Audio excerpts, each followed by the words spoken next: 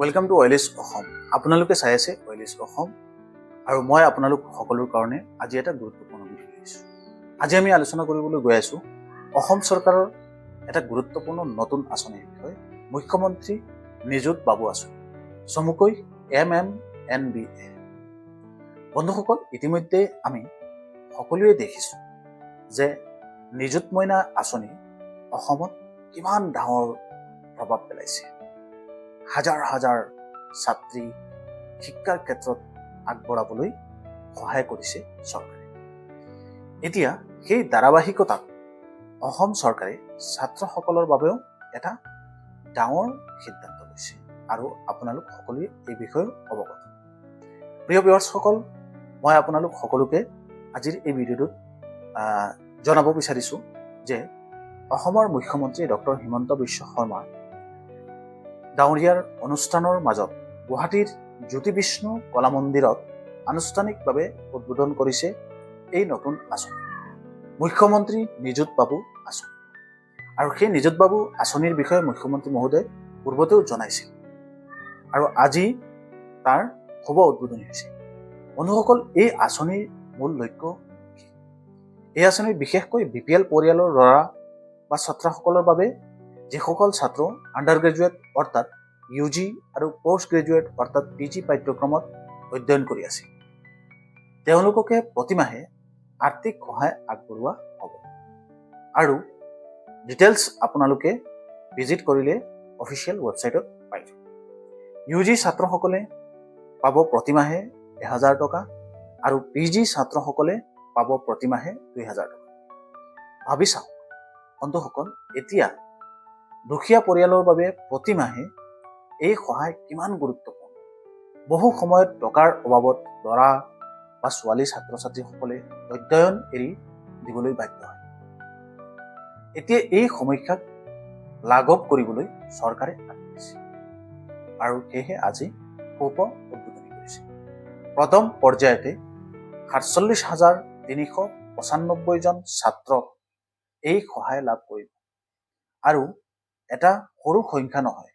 এই যিটো সংখ্যা, এইটো দেখুৱাইছে যে চৰকাৰে বৃহৎ পৰিসৰৰ চিন্তা কৰিছে। বন্ধুসকল, এতিয়া এটা গুৰুত্বপূৰ্ণ প্ৰশ্ন, এই আঁচনি কিয় প্ৰয়োজন? ছাত্ৰসকলৰ কাৰণে কিয় প্ৰয়োজন হৈছে? বহু বছৰৰ পৰা দেখা গৈ আছে যে গাঁও অঞ্চলত বহু ল'ৰা ছাত্ৰ উচ্চ শিক্ষা সম্পূৰ্ণ কৰিব নোৱাৰে। কেতিয়াবা ঘৰৰ প্ৰব্লেম থাকে, কেতিয়াবা উপাৰ্জনৰ এটা চাপ থাকে, কেতিয়াবা টিউচন ফি বা হোষ্টেলৰ খৰচৰো সমস্যা থাকে। এই আঁচনিয়ে এই সকলো সমস্যাক কিছু পৰিমাণে হ'লেও সমাধান কৰিবলৈ চেষ্টা কৰিব। সেইটো হ'ল মূল লক্ষ্য চৰকাৰ।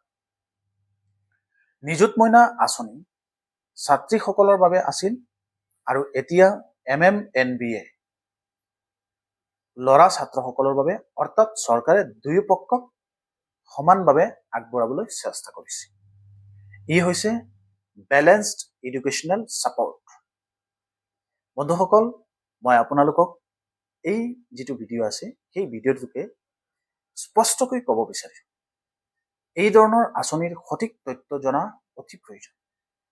আগন্তুক দিনত আবেদনৰ প্ৰক্ৰিয়া, যোগ্যতাৰ নিয়ম, ডকুমেণ্টৰ তালিকা আদি বিষয়ত যদি আপুনি বিস্তৃত তথ্য বিচাৰে তেন্তে এই চেনেলটো ছাবস্ক্ৰাইব কৰি ৰাখিব। আমি এনেধৰণৰ বিষয়ৰ ওপৰত আপোনালোক সকলোৰে লগত ভিডিঅ'বিলাক লৈ আহোঁ যাতে আপোনালোক সকলোৱে জানিব পাৰে। ইয়াত এটা গুৰুত্বপূৰ্ণ দিশ হৈছে ডাইৰেক্ট বেনিফিট। সাধাৰণতে এনে সহায় ডাইৰেক্ট বেনিফিট ট্ৰান্সফাৰ পদ্ধতিত শিক্ষাৰ্থীৰ একাউণ্টত জমা হয়।